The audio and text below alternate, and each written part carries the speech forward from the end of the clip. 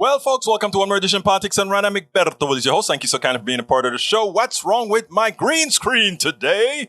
It's the colors that I'm wearing. It doesn't like the colors. And the best green screen that I've seen is the green screen from Zoom. I think the guys here at need to go ahead and have a little chat. Let me go ahead and try to fix this stuff while we're at it, because I can't take being the green man today. So let's go ahead and do this. I think I can fix it in real time. I'll do that. Hey, now it puts me green somewhere else. There we go. Maybe that'll do it. We'll see. Pero está bien. Okay. Anyhow, welcome, folks. Let me tell you, it's been rough. I just got off watching the hearings, and while watching the hearings, I made a video. I was trying to make another video. Oh my God. I think I fixed the artifacts, guys. Anyhow, so, entonces, I'm going to start it this way. Did you guys see that hearing? I mean, every time you watch it, it's worse now. It's going to get better in about 2 minutes, I believe, or I hope. But we'll go ahead and see what we can do to clean it up as we go on. But yeah, did you guys see the hearings? Did you see the hearings? I'm going to tell you, I keep abreast of all of this. And I'm going to tell you guys, I was still like, wow. It's so hard to believe that we came as close as we did to what could have occurred. It is just amazing how close we came.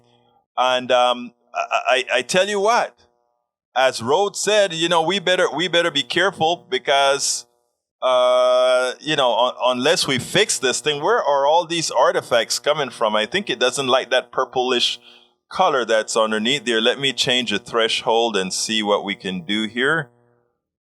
Change the threshold a little bit. Okay, let's see if that'll get any better with time. There's another trick that you do. This trick here that says, okay, refocus and tell the software to try again. And then the software tries again to rebalance everything. Peggy Lopez, welcome aboard. She says, hi all. Just saw me on the front page of Daily News Red Bluff, Tenema County. I am the small pink lady at the end of the library. Where is the picture? If you're going to tell me something like that, send me a picture. Okay, let's get started.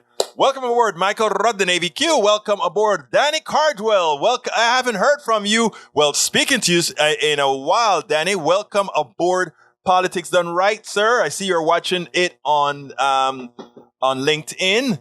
AVQ is watching it on Twitch. Para ver quién más está aquí. ¿Quién más está aquí? Hey, we're kind of slim today. Peggy Lopez, welcome aboard. Eric Hayes is in the house as well. All right, let me start with Rodney. He says, Egberto, how are you feeling today? I am feeling a lot the same as yesterday, which was much better. Today, there's a little fatigue that has set in that I am kind of watching. I'm not sure what causes it, but I'm watching that fatigue right now to see if that is something related to the virus or just me. So, henceforth, I'm going to keep a watch on that to see how that goes. Okay, let's see what else we got here. What else have we got here? Egberto, how are you feeling? Mind putting this on the screen? Well, if you were asking me to put it on the screen, if it's not pornography or something like that, you bet your life I'm going to put it on the screen. All right, Rudnan wants you to see what's happening with the methane levels in the air, and I have it on the screen. Let me read what you have to say. Newsweek, scientists puzzled by soaring global methane levels. Methane concentrations are increasing at a frightening and totally unexpected rate. NASA atmospheric scientist Benjamin said in 2020 and again in 2021, methane concentration grew at a rate that was more than double the average over the previous decade. In April 2022, the National Oceanic and Atmospheric Administration reported the concentration of gas averaged 1895.7 parts per billion over the past year, a new record. In fact, the NOAA reported showing the 2021 saw a rise of 17 ppbs. the largest annual increase in atmospheric methane levels since the systematic measurement began. Oh, I can explain. There are 4 major contributors: methane release, fracking, beef, permafrost, tundra, and the world ender, the clathrate gun, underwater methane hydrate mass release that, if ever fires, means the entire end of... You know what? A lot of people don't know of 2 that you speak about. One is all those it's the entire base of methane on the bottom of the ocean, right? And I think some of them, if I'm not mistaken, and you can look this up for me, I think some of them are in some sort of a hydrate down below in the water. And yeah, there could be a big belch in the ocean, right? And that belch in the ocean could just come and release billions of tons of methane all at once. When Eric yesterday talked about the methane or natural gas is in large, surprise and cheap, he wasn't wrong about that. The methane, he was half right. We have so much methane, we don't know what to do with it. In fact, we could probably live on methane alone if we wanted to burn stuff. Of course, you'll take up all the oxygen out of the air. But the other thing is the permafrost melting. They don't tell you that a lot. When they talk about global warming, they talk about we can open up we're going to get to the topic at hand soon. But climate change is an important issue as well, and I'm happy that Brother Rudnan always brings that up to keep it in our psyche. And as you know, that is what we do here. You guys run the program, and we need to be serious about covering these subjects. So I thank you for bringing that subject in. So that's a good thing, folks. That's a good thing. Okay, continuing, and I'm still having my green screen problems. I'm going to have to adjust probably never wear this shirt again. Anyhow, so folks, when we talk about global warming, and that, if the earth warms up some, we get the northern passage. Ships don't have to go down to the Panama Canal and come back up to America. They can just use the northern passages because there's no longer ice there. A lot of people think that way, right? Not realizing that, assuming that ice is gone, it also means a lot of ice is gone off the ground that is covering up the permafrost, which contains a humongous amount of decades, centuries, millennia, millions of years of dead plants, etc., that have decayed and have turned into oil, turned into methane, turned into ethane, and all these other carbohydrates. And as soon as all that ice melt, a lot of that can gurge itself right up into the air. And what that further does is it's a much bigger global warming gas than is CO2. So, folks, beware. Rudnan, thank you for bringing that to our attention. Common Dreams, policy failure, House tees up $839 billion NDAA military budget. The U.S. House set to vote this week on National Defense Authorization Act legislation that proposes a staggering $839 billion in military spending. Progressives, lawmakers, and advocates said Monday that the bill exemplifies the warped priorities of Congress at a time of growing hunger, rising child poverty, ongoing pandemic, and other pressing crises. Representative Mark tweeted, "Defense budget is a policy failure until they can pass an audit. It's time to stop handing the Pentagon a blank check." Representative Barbara Lee says, I've seen it before, and I'll keep saying it until our federal budget is equitably distributed. More guns and tanks are of no use to Americans without housing, education, and healthcare. We are about to see the worst form of bipartisanship. I would even mind deficit spending if we were smart about it and focus largely on infrastructure investment and social welfare to address the needs of the people and the environment. But both sufficient numbers of establishment Democrats and all the Republicans just want to pump up an already bloated military. We almost come to the point in the military has nothing worth left to protect. And what's interesting, folks, is They don't talk about it. Like to talk about waste, right? We build all these tanks and all these other pieces of equipment that ultimately, guess what happens to them? They're destroyed. They're built and destroyed. They create inefficient jobs for a few, and they get a whole lot of money for politicians. And yes, the representative is right. It's a bipartisanship that is paid for. What that proves to us is if you pay enough, you can get bipartisanship. That's what happens when we have a country not run by the grassroots. And that's why I ask all of you all of the times, you know why this works, people? You know why it works that nobody minds giving billions of dollars to the defense industrial complex. They don't mind sending $40 billion to Ukraine. They don't mind it. But try to say, let's send $10 billion to give family leave to a few people who need family leave. Let's spend $50 billion for basic income to make sure that, and by the way, that basic income is going to be respent right into the economy, creating jobs, more jobs likely than the defense industrial complex will because of the way the money is distributed and the speed with which it's going to go out. You would think that they would say, you know what, we should start thinking about these issues. We should start thinking more seriously about these issues. Let me go back to the regular screen here, and I'm going to, as we do things, try to clean up a better with this. I hate the green screen today. Anyhow, folks, so it's so important.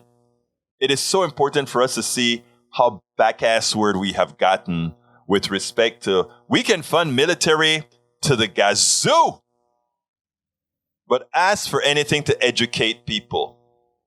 Ask for money to do what's right. And see how quickly, we don't have money for that. We can deficit spend for anything else.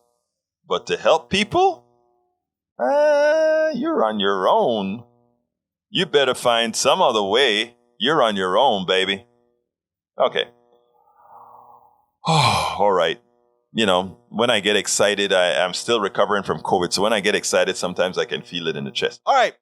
Continuing. Danny Caldwell, welcome aboard. AVQ, welcome aboard. Eric Hayes says, Egberto, it is hot out and you got IT skills. Oh, man, I try to do my IT skills the best I can, but I can only work with what's given to me.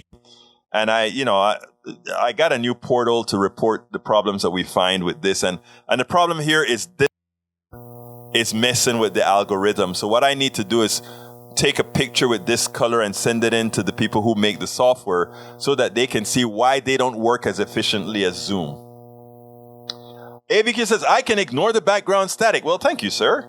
E2247 says, come on, Merrick Garland.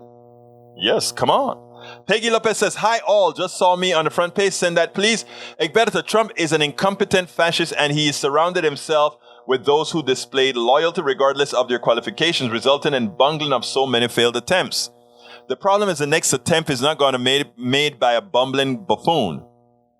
Hello, Egberto, listening from London today. Brother Cutter has flown his big jet to London. I think you're flying to what, the 787, John? Thank you for listening in, John. Appreciate you, brother. Appreciate you. But I want to know what plane you flew into London. I always like those big jets that you fly. You remember that movie that says women like cars that go boom, men like jets that go big. All right. Peggy Lopez says, just watch the next part of the Jan 8 story. I think you mean Jan 6. Amazed that so many high-profile people are still walking free in this country. That's because you know who they are. January 6th committee, great stage in cliffhanger. Some need their attention on the hearings that will determine our nation's going, sadly. Look, I think the two best reps on that tell the story the best. First is Liz Cheney. I just love the way she enumerates the way things have gone, what's been done. And the tonality with which she does it. I just think it is great. And then, of course, there's Raskin. Raskin is a technocrat who understands history. And of course, the chairman, he did a great closing today. Of course, I didn't get the taping of the closing because I was trying to get a little piece together here to play for you guys. And I will in a little bit. Eric Hay says, Netherlands is having all kinds of methane issues. They are vilify farmers to where you can't make a living. You know, it's interesting that you'd say that, right? Brother Rudnan just gave a quantitative expose that points out how fast methane is accumulating in the air. The Netherlands may be trying to do, and I don't know the whole story. I read what you said. Netherlands may be trying to do something. And Eric returns with a thing that says they're vilifying farmers that make a living, trying to make a living. So in other words, just go ahead and kill all of us because farmers need to make a living. As opposed to saying, you know what the Netherlands have that we don't? They have social support systems that if they tell those farmers that they have to mitigate and by the way, there are foods now to mitigate the methane that's released by cows. It's just not yet mass produced. But that they have a system that will actually support those farmers if they ask those farmers, those herders, not to herd. We don't. We give subsidies that can't be depended on. It's politically based. Bruce says, really sick of this. Arrest those involved. Well, Bruce, more people like you need to speak up. More people like you have to speak up. Eric Hayes, let's see what else we got here. Eric Hayes, Egberto, are you saying the earth is farting? The earth may give a big fart that kills us all. And I think Rudden also talked about it with that big gulp coming from the oceans. Look it up. Egberto, two things. Yes, there was a methane belch in the sea north of Russia, and oxygen levels would be unaffected by this. The global average temperature would rise 10 degrees, end civilization, end of humanity, total cataclysm.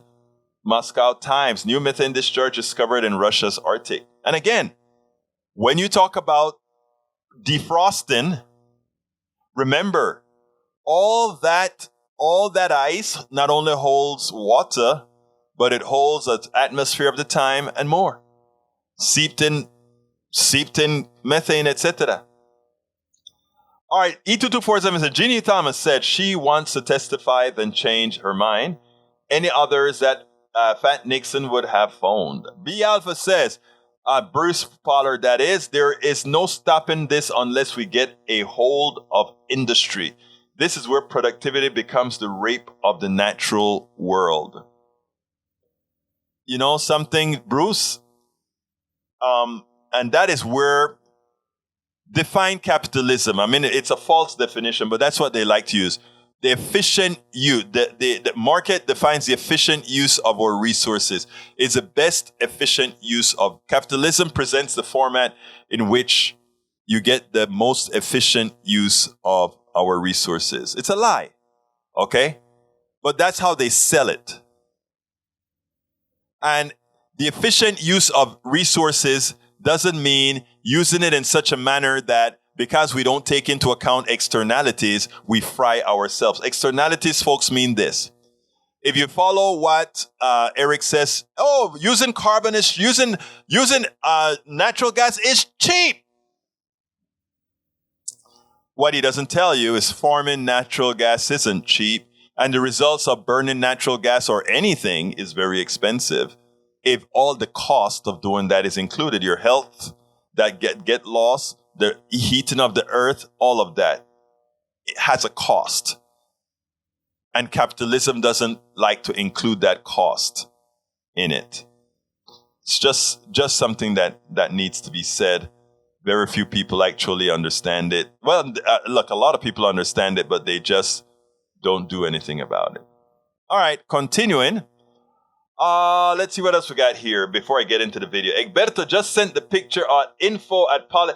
You spell it wrong. It's not politics done right. It's politics done right, my dear beautiful Peggy.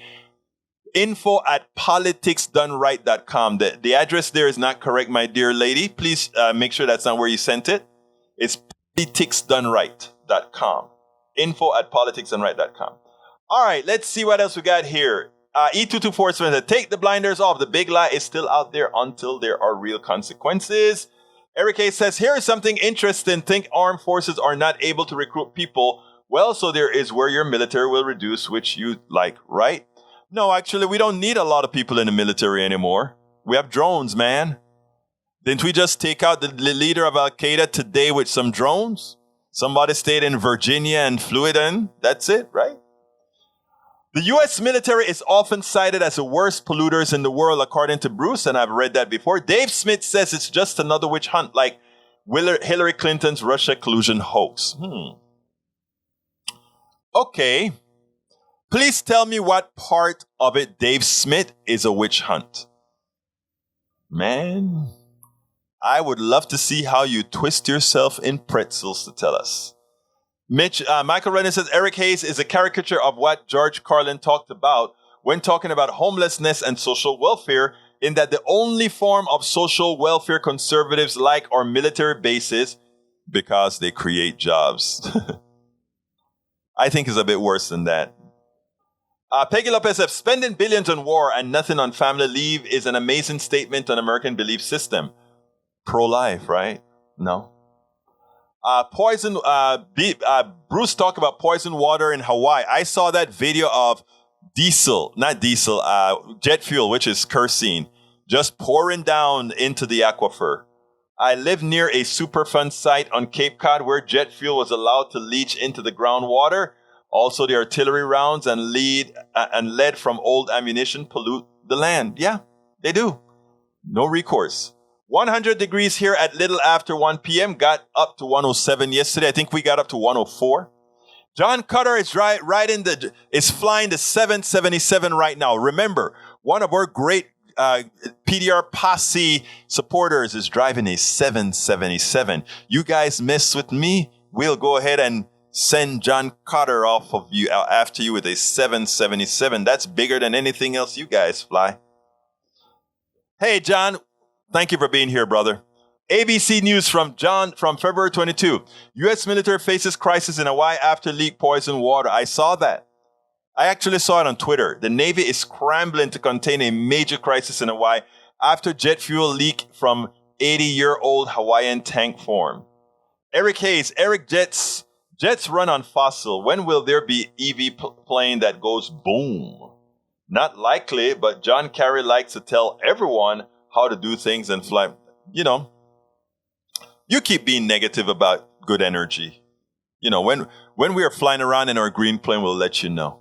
All right, Tom C. says, Twitch E2247, ha ha ha. Your comments today are refreshingly funny. Trump and Trumpists are like a combination of Dorothy's three friends: Scarecrow, Tin Man, Lan, no brain, no heart, no guts. Tom, it seems to me like you're doing a good job yourself, sir. Rude Shark! Each hearing has been bomb after bomb. We need justice in this country. I agree, Rude Shark. What else have we got here? Eric Hayes, actually, they are forcing the farmers out if they don't take payments. Well, of course. I mean, if you're going to be paid to stop polluting and you still want to go out there and pollute, what else should they do? Okay, you have kids.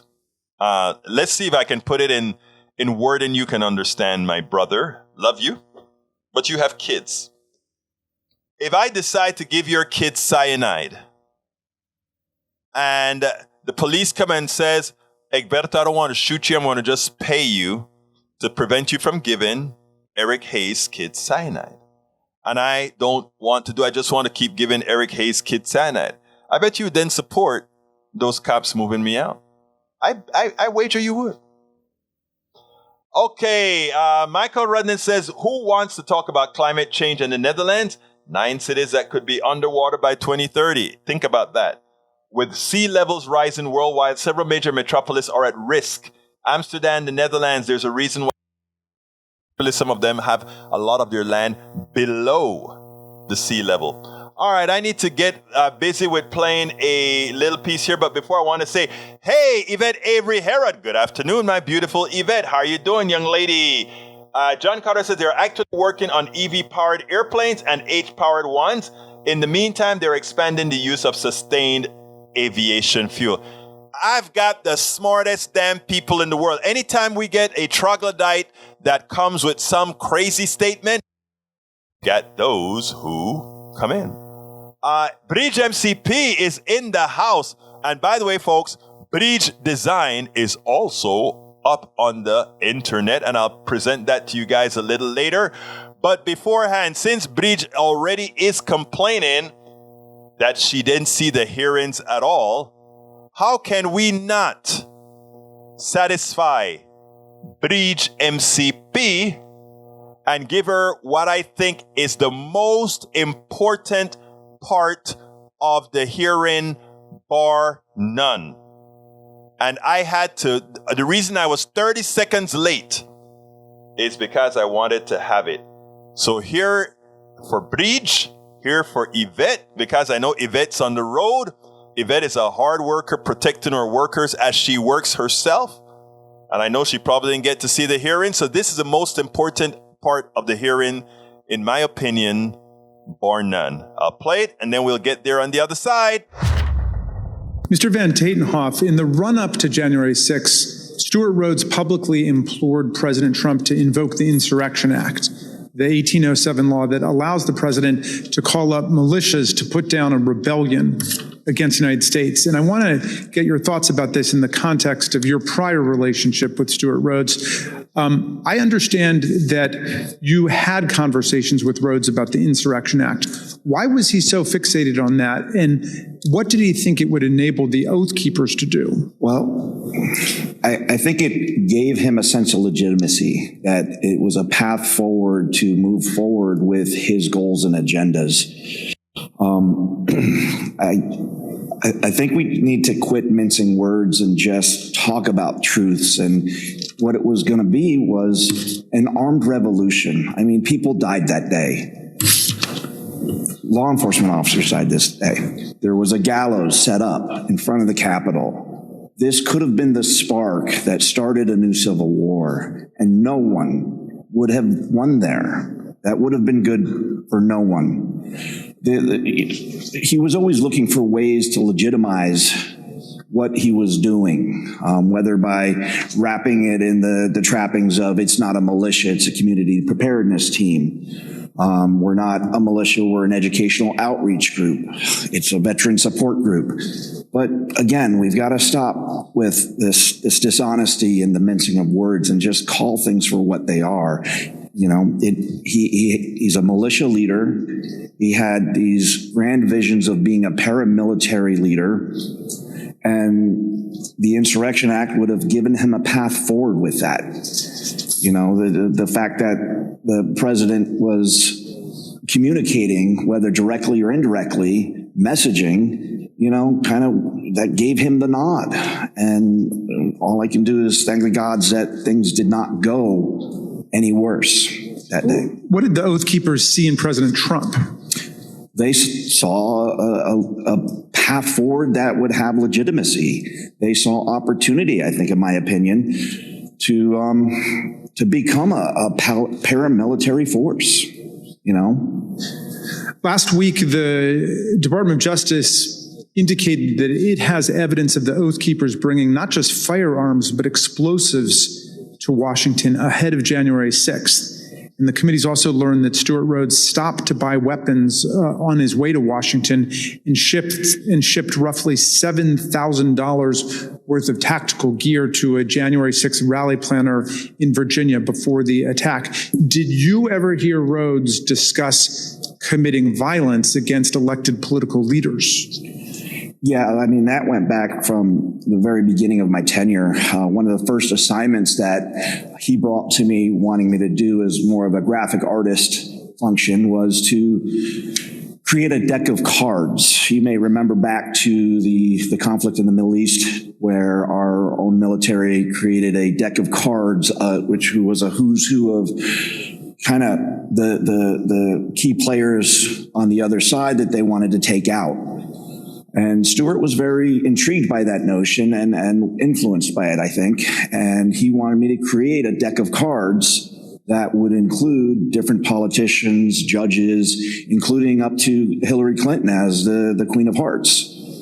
This is a project that I refused to do. But from the very start, we saw that. There was always the push for military training, including there were courses in that community that went over explosives training. So, yeah, this all falls in line. Mr. Van Tatenhoff, you say in your very thoughtful written testimony that we received today that you fear what the next election cycle will bring. And you also say that we have been exceedingly lucky in that we have not seen more bloodshed so far. I wonder if you would elaborate on those two statements. I think as far as goes, we've had the potential from Bundy Ranch on. I mean, being boots on the ground at these standoffs, and they were standoffs where there were firearms pointed across lines at federal law enforcement agencies.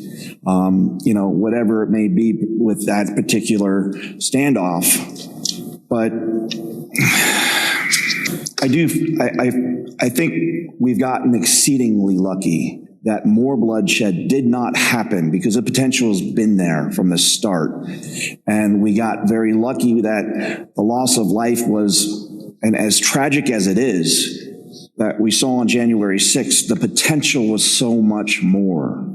Again, all we have to look at is the iconic images of that day with the gallows set up for Mike Pence, for the vice president of the United States. And I do fear for this next election cycle because who knows what that might bring. If a president that's willing to try to instill and encourage to whip up a civil war amongst his followers using lies and deceit and snake oil, and regardless of the human impact, what else is he going to do if he gets elected again? All bets are off at that point. And that's a scary notion. I have 3 daughters. I have a granddaughter. And I fear for the world that they will inherit if we do not start holding these people to account. Now, that is, I don't want to say that is scary because these guys don't scare me, right? But what he says is true. I mean, think about this. These guys were preparing for war. They had food supplies for a month to hold on to the capital. They were arming people. They had arms outside of Washington, D.C. since they couldn't bring it in at the time. But as soon as they took over, their militia was going to be in. You remember that there's the general out there that's the brother of what's his name? They held back sending in any kind of National Guard or militia on purpose. They wanted that thing to cauterize. They wanted the insurrection to cauterize in such a manner that it really looked like the end. Folks, this was no joke. And what gets me is that too many are playing this as if it were, that it didn't come close to do much of what we knew it could have done. It is sad. It is sad. Flynn, thank you very much. Flynn, let's remember Flynn's brother was one of the folks that really prevented the military from really doing what it was supposed to do when it was supposed to do it. It's a lot of stuff like that that's going on, folks. This was no joke. This was no joke. Okay, let me do my ask right now. Politics done right depends on you to keep doing what we do. What do? We make sure to keep, number one, the internet seeded with blogs and information to counter the right and to present what progressives represent for the benefit of us all to everybody so that it's not misread, misled by any other entity. We make sure and populate that internet with blogs, with videos, with all these other things to make sure that we are informed and to counter everything that you normally hear that are lying at the right.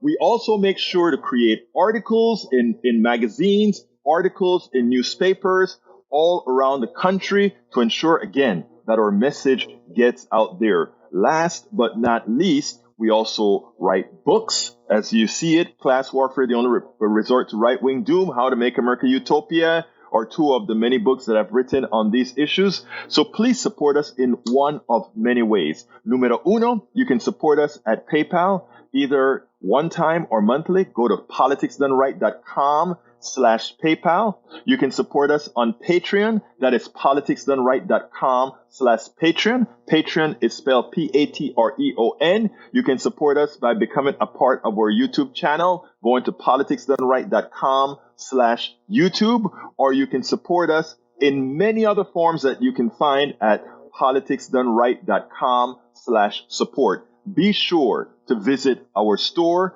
politicsdoneright.com/store, and get our books at politicsdoneright.com/books. Politics Done Right. Okay, I have that. I put all those links into the feed. But you know what else I've got right now? If you go to politicsdoneright.com/store, scroll down to the area that shows what our sister has done. And who's our sister? Brige MCP. She designed these and I placed it. She designed the logo stuff, you know, the wordage, and I went ahead and put it on the t-shirt as she requested. So folks, please go to politicsdoneright.com/store and get your t-shirt, your hoodie, your sweater, or your cup with what we represent. You know what we represent. We believe in bringing people together. That's why we love everybody. That's why we love folks on the right, the left, or whatever. We just trying like hell to get people to listen to what's best for us all. But we make sure and keep that conversation civil. And the design that she did encapsulated all of that. So go to politicsdoneright.com/store and scroll down to the bottom. I just added those 4 items. Designed by whom again? Brige MCP. Brige MCP. Berto already bought t-shirt. Yes, remember that. Actually, not the t-shirt. This one here. The PDR Posse sweater. I'm going to be wearing that in the winter. And the hoodie one, I'm going to get later on. Got to wait now. Can't spend all the money all at once. And folks, don't forget, please, por favor, support my Netroots trip. My Netroots trip can be supported at politicsdoneright.com/netroots. I think we're about 33% of the way there, if not a little bit more. So please support us at politicsdoneright.com/netroots. politicsdoneright.com/netroots. So go get your t-shirt and also support us at politicsdoneright.netroots and share the politicsdoneright.netroots. Say, hey, we want to make sure that Egberto is funded completely to go off to Pittsburgh, PA for Netroots Nation, where we are going to make a difference. Okay, let me get back to my peeps. Let's see who else we got here. Norman Reynolds is in the house. ¿Cómo estás, Norman? Welcome aboard. Let's see what else I got here. I don't remember where I stopped. So I'm going to go where I think I stopped. Let's see. If I miss you guys, just put it back in there again, and I'll fix you up. But Rude Shark says, yes, it was a big deal. I think he's talking about the snippet that I put out there. Rude Shark also says Trump equals Bin Laden. You know, I heard a Republican recently say something that Marcos Molitses, the founder of the Daily Kos, placed in his book called The American Taliban. He said it is time to start equating the right. I'm not talking about the good Republicans now. I'm talking about the right leadership that have gone bat, you know what, crazy. We should start calling them the Taliban. because that is exactly their behavior, that of the Taliban. I see a good conversation between Eric and John Cotter. Good luck, John. But you know what? The great thing is that one thing that we have on the left is we always give examples of the proof of the things that we're saying. So thank you for taking that on, Brother Cotter. And be nice, Mr. Hayes, Mr. Eric Hayes. Okay. As the one witness said, let's stop mincing our words. I agree. It is time to stop mincing our words. It is time for us to speak clearly that these guys are a clear and present danger to America. And if we start to realize that they're a clear and present danger to America, then things will get better and better and better. Let's see. Yvette says, whoa, thanks for playing that clip. Come on, Yvette. You know, we take care of our peeps, and we know that you're probably in that truck doing your thing. Anyhow, so there you go. Bridge MCP says, awesome. TY, thank you. All right. Hey, says, Sister MCP, holla if you hear it. You see why you gotta love, you see why you gotta love Eric Hayes? I love that, Eric. When we meet for our big time meeting, I probably got to postpone it till when I get back from New York now, because I am not going to meet you guys until I know I am shedding absolutely nada. And that probably won't be till next week, in which case I got to prepare for, well, I mean, I'm wearing a mask everywhere. So I won't be spreading no shedding or anything like that, but I rather be safe in doing these things. So I will make sure that I'm 100% okay, even though I know my test is going to be negative. Okay. What else have we got here? Mine comes in a week. You go, girl. Bridge already bought her t-shirt. Who else is going to join Bridge? Eric, have you bought a t-shirt or a cup yet, Eric, to support this great show that you like to watch every day? And you know why it's a great show? Because it's y'all's show and you all direct it all of the times. Yesterday, I had a video to play for you guys. And the video has everything to do. The video has everything to do with the false expectation that Republicans currently have that they're going to take back Congress. Even my brother Eric Hayes says, wait till November, we are taking over. Not to worry. By the time November comes around, Eric is going to be voting for, you can't vote for AOC. He's going to be voting for Robin. Okay? That is his that's going to be his representative here in Kingwood. I'll tell you about Robin in a little bit, but let's go ahead and play the video that I'm talking about first of all, and then we'll take it en el otro lado cuando lo tengo ahora mismo. Let's go with it now. Traditionally, abortion is an issue that motivated Republican voters, but this year might be different. Let's start, of course, with the data. 6 polling firms since the court's decision asked voters who they prefer for Congress. On average, those polls show the Democrats ahead by 1.5 percentage points. But here's the thing. If you look at what the same polls showed just before the abortion ruling, they had Republicans up by 1.3 points on average. All 6 polls have shown some type of movement toward Democrats. It could be a statistical quirk, but it's certainly worth keeping an eye on. But let's back up a second. Why does the president's party, in this case Joe Biden and the Democrats, almost always lose ground in the midterms? One explanation from political science is that voters want to balance the scales. Usually, if a party controls both the presidency and the Congress, they'll implement changes that some voters think go too far. Like in 2010, when Obamacare was unpopular and contributed to a 63-seat Republican gain in the House. But this year, conservative judges have reversed laws or federal government policies on everything from abortion to requiring masks on airplanes. So the traditional roles are somewhat reversed. Where the Supreme Court won't help Democrats is with the economy.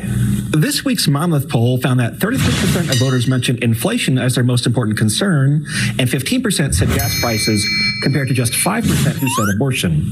But it may give Democrats an enthusiasm boost. A recent Marist College poll found that 78% of Democratic voters are more likely to vote in the midterms in response to the abortion decision. On the whole, the odds still favor Republicans, but I buy that Roe being overturned evens the equation a bit toward Democrats. Hear that? You hear that, Eric? It's going towards Democrats. Actually, if we if Democrats play their cards appropriately, it's hard for Democrats to lose the House, and it'll be hard for Democrats to lose the Senate. And I know what everybody's talking about, the demographics and also take out a gerrymandering. You know, I am still of the belief. Let me give you some examples. There are 3 levels of Republican voters that I have encountered. There are those who are simply crazy. That's a good 33% of those guys who are completely non-reality based, right? Do I try to reach them? I will still try to reach them, but I won't spend an inordinate amount of time to try to reach them because that will, I can maximize the time to reach the other 2 sets that I'm talking about.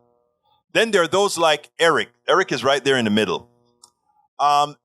He finds it very difficult that he has been wrong in his ideological beliefs and that it doesn't really pair with what he really feels. So he bumps us at every turn. He tries to hit us at every turn because I just can't believe I am ideologically wrong, that I chose to be informed by the wrong people. But guess what? Many of the people in that middle Republican group that I talk about, they still listen. They're still here. You're still planting seeds with them, etc., etc., etc. Now, there is the other set that we don't have to do anything.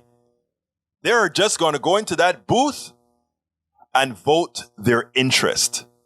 If you ever wonder why Bill Clinton won the second term, if you ever wonder why Obama won the second term, that's the difference. That is the difference. Nobody talks a lot about it because, you have to be ideological poor. But anyhow, so that's what I'm talking about. So that is what we do here. All right, let me go back to my folks. Eric, holler if you get the new T-shirt. LOL, you hear that? Bridges putting a challenge onto you. Maywood says, no, he's speaking to somebody else. Aren't the hearings supposed to be today? It already occurred. Anyone know that time? You missed it. But I played a piece of it for you. So look, the piece that I played for you is one of the most important. The next important one is one done by Raskin, which I think I taped as well, and one done by Liz Cheney. And Liz Cheney, I love what she had to say. And by the way, there is a little cliffhanger at the end, because I think Donald Trump called up one of the witnesses. They didn't take his call. But the reason Liz Cheney spoke about it, they went directly to their lawyer and said, Donald Trump is trying to reach me. He reported it. Liz Cheney is putting Donald Trump on notice. Whether you get convicted because you tried an insurrection is one thing, but getting you on witness tampering is an easy proof. So be careful on who you call. Tom C says, why is the U.S. sending more weapons to Ukraine without any strings attached? There are SB strings, ropes actually dragging the two warring partners to the negotiation table for a ceasefire. They don't care, Tom. The military-industrial complex just sees money. $40 billion worth. We couldn't give that to our kids. We couldn't give that to forgive student, to give a partial student loan forgiveness. Sure can give it to the military. And by the way, if we partially forgive student loans, that money would go into the economy right away. They don't care. Norman Reynolds says, I do not think at this stage there are any good Republicans since we know the current GOP is a threat to democracy. No good American should be supporting that party. Okay. You and I talk about that a whole lot. And I have a corollary to that. Buenos días, señor. Buenas tardes, Roberto Luis, mi panameño favorito. Welcome aboard. I have a message for that. There are I'm going to a Netroots Nation, the biggest progressive, democratic, independent type organization. And there are a few things that a few Democrats are going to do to me as who I am. That if I take up some of that stringent belief, having them not being called out, even some of the things that Biden is going to do, that will leave me too restrictive. Eric Hayes is likely going to go ahead and vote for quite a few Republicans. Of course, he doesn't know it yet, but Eric Hayes is likely going to vote for this lady right here when he finds out the crookedity of the person she's running against. In other words, this is how you vote for Robin Fulford, Mr. Eric Hayes. You know, who is your current representative for number 2 again? I always forget his name. The guy with the one eye patch, I forgot his name. But anyhow, Fulford, you need to speak to Robin.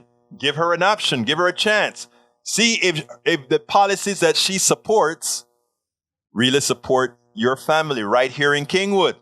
Mr. Eric Hayes, let's not just talk about what people do. Let's ask her. And, you know, I got to look it up. TX2, Texas 02 rep. I hate not remembering. Texas 02 is run by whom again? Yeah. Come on, help me out. Come on, Cotter. This is Crenshaw. Dan Crenshaw. Thank you. That's my rep. And I forgot his name. Now, Dan Crenshaw is a current incumbent, Republican in a fairly red district. Robin Fulford is running against him. All right. I support Robin Fulford. I'll just say it outright. This is not on KPFT, so it's not a 501c3. I can say that. When I'm at KPFT talking, I can't say that. I will interview Robin. I spoke to her at the July 4th, and we spoke about some of the things that she wanted to do. So I will interview Robin. Okay. Now, so you go ask Robin, what are you going to do for my family, my kids who are going to college in a little bit, Eric Hayes, and then go to Crenshaw and ask him the same thing. Ask him the same thing. And vote for the person who will do best for your family and your kids. Okay? Okay? All right. So I spoke to her at the July 4th parade. I'm going to get her. We'll do a Zoom interview soon. Okay? All right, let's see what else we got for you. We are near the end of the program. What else you guys got to say? Melanie Keelan, welcome aboard. You're a bit late, but we love you anyway. I know you're there in Madrid or Barcelona, España. You know, in Spain, they don't say España, they say España. They kind of like España. John Carter said, Crenshaw has done nothing positive for families or children. He is there for self-promotion. Agreed. Crenshaw did get some funds post-flooding and mitigation. Everybody got some post-flooding mitigation. Everybody got money for the flooding. It's the easiest thing to do during floods. Ask, what is he going to do for your kids? Michael Rennie says, a daily beast, mission unshameable. Dan Crenshaw is the Trumpiest of the wannabe new Trumps. He's got the same gift for aggrievement and shameless performance. There you go. All right, folks, I got to get out of here. So, quick commentary. I got about a minute. Throw it up on the screen, and I'll say it. Throw it up on the screen, and I'll say it real quickly. But please remember, go to politicsandright.com/store and get one of our new T-shirts. Or please consider going to the link and and supporting us at Netroots. Let me put the Netroots link in there again. Please go to politicsandright.com/Netroots and support my trip to Pittsburgh, Pennsylvania. We spend a lot of time deconstructing the news, trying to parse it into a form that everybody can understand. We try to find those little nitpicks where it flies above the fray, etc. If you really like these videos that we do, I want to ask a big favor. Please go ahead, number one, subscribe to our channel, and number two, please join if you can. Thank you so kindly for watching. Keep watching. Please remember to share. We must populate the entire internet with our progressive message, a message that we know is what most Americans say that they want. So help us, please join.